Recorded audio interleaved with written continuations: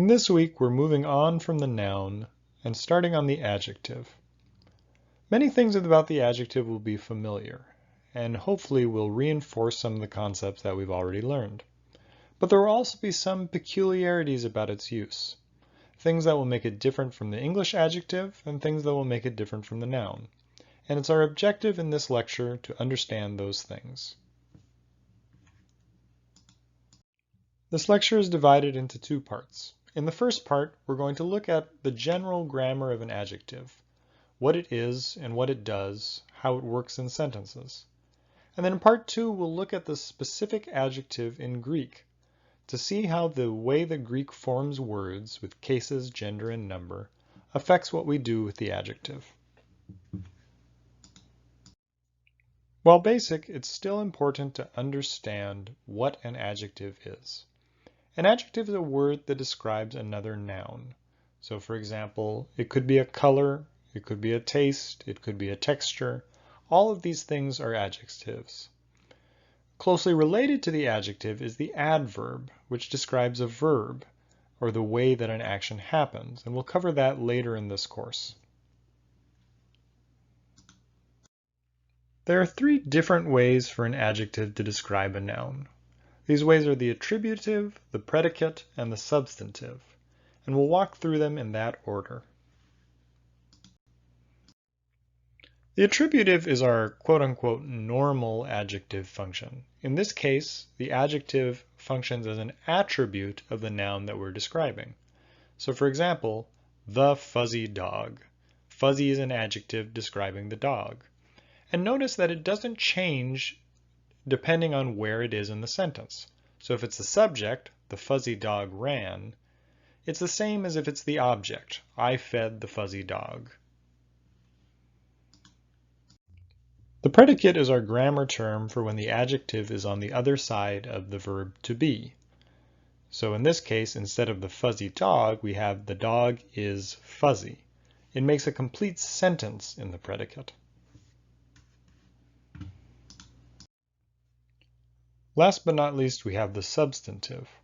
The substantive is when the adjective steps in for a noun. And in English, we really don't like this. We don't like to have an adjective standing all by itself. So we add what we call a dummy subject. This is a word that takes the place of the noun and serves as a placeholder.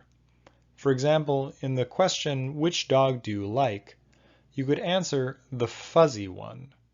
There's our adjective fuzzy, followed by the word one. And here one just stands in as a placeholder for the word dog. With all that in mind, we can move on to the specifics of the adjective in Greek. The good news is the Greek adjective is just like the English adjective, but with all of the necessary modifications for Greek. What that means is we have to take into account the fact that Greek has gender, case, and number when we're dealing with adjectives.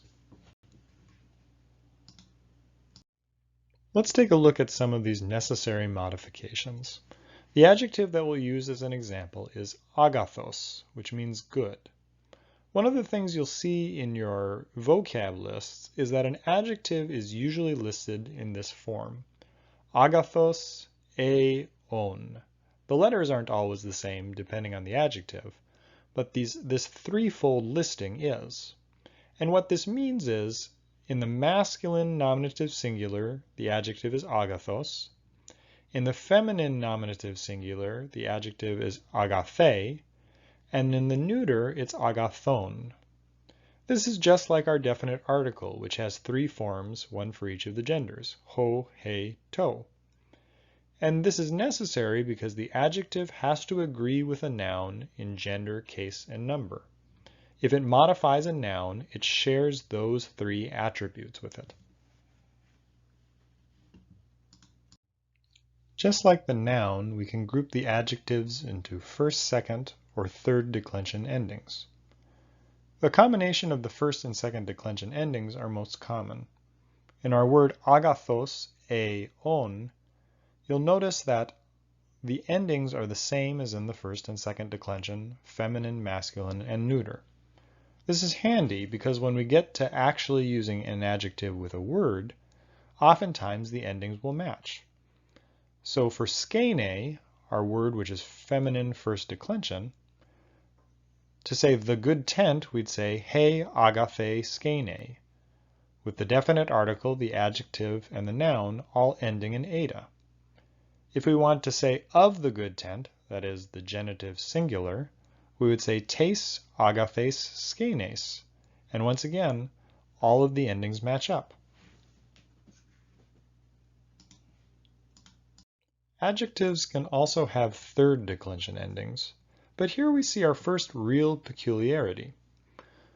Instead of having third declensions for all three genders, masculine, feminine, and neuter, it's a very common pattern for an adjective to have third declension endings in the masculine and the neuter, but first declension endings in the feminine. We've seen this in two of our vocab words already. Hes, mia, hen, which means one, and pas, pasa, pan, which means all or every. In each of these cases, the masculine and the neuter are third declension, but the feminine is first. This is easiest to see in the genitive. In the masculine and the neuter, we have henos logu, of one word, and henos doru, of one gift. See that the endings don't match up, because logu and doru are second declension. Their ending in the genitive singular is omicron upsilon, u. But because one, henos, is third declension, its genitive singular ending is omicron sigma. In the feminine, however, we get mias skenes. The endings don't perfectly match up because in one case we have an alpha and in the other case an eta, but we can see that they're both first declension endings. Moving on to the adjective in action, the three ways that a Greek adjective can describe a noun are the same as an English adjective: the attributive, the predicate, and the substantive. The attributive generally follows the formula definite article plus adjective plus noun, but that's not always the case, and we'll see here with the different ways you can say the good tent.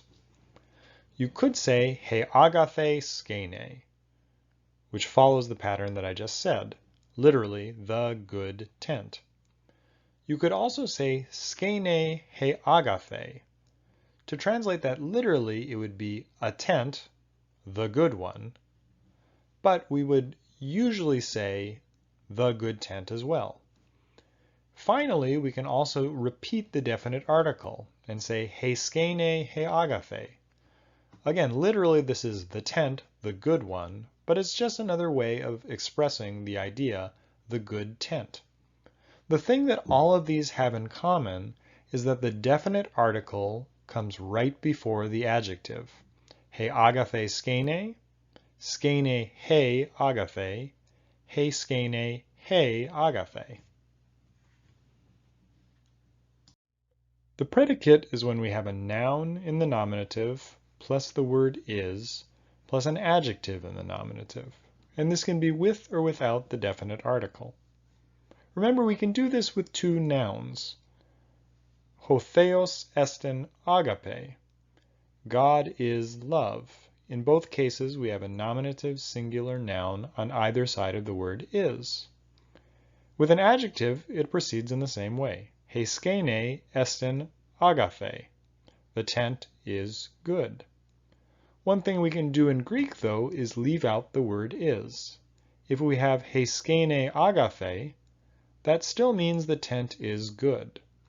The difference between this and the attributive is the definite article doesn't come right before agape. It just comes before skene. The substantive consists of the definite article plus an adjective and no noun following it. Unlike in English, where we have to add the word one to make the phrase complete, in Greek you can just have the adjective by itself. He agathe means the good one, referring to something earlier that was grammatically feminine. In the same way, ho agathos and to agathon refer to previous things that were either masculine in gender or neuter in gender, respectively.